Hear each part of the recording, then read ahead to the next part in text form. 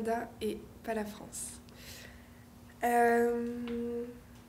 J'ai choisi le Canada parce que je connaissais plus le Canada que la France. Et puis mon père est aux États-Unis, ma mère est à Saint-Pierre. Du coup, je pensais que c'était un très bon entre-deux pour pouvoir les voir assez souvent. Et puis j'avais considéré les États-Unis aussi, mais c'est beaucoup trop cher. Et c'est pas un environnement qui, je pense, me plairait autant que Montréal. Ça coûte cher d'étudier à Montréal. Vu que je suis considérée étudiante française, ça coûte pas si cher que ça comparé aux prix normaux des étudiants internationaux. Mais je n'ai pas la bourse de Saint-Pierre. Du coup, c'est un peu plus cher que mes chers amis saint-pierrais. Mais ça va.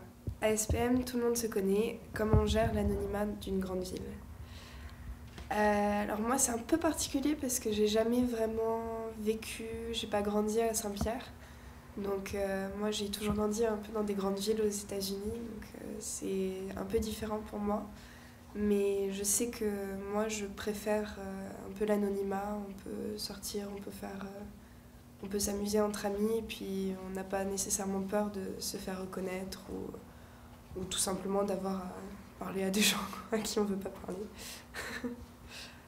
Quel regard tu portes sur l'archipel aujourd'hui? Moi, j'ai toujours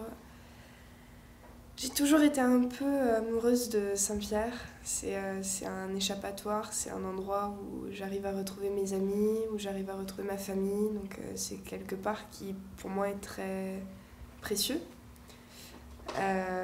Et c'est un endroit que j'aimerais visiter le restant de ma vie, si pas y vivre. Mais non, Saint-Pierre, c'est une île d'exception. Est-ce que tu te vois revenir travailler sur l'archipel? Je pense que avant de revenir travailler sur l'archipel, ou d'aller travailler sur l'archipel pour le coup, j'aimerais bien, enfin je vais voyager un peu partout dans le monde. Je veux un peu découvrir d'autres cultures, découvrir d'autres personnes avant de retourner sur le petit caillou, je pense.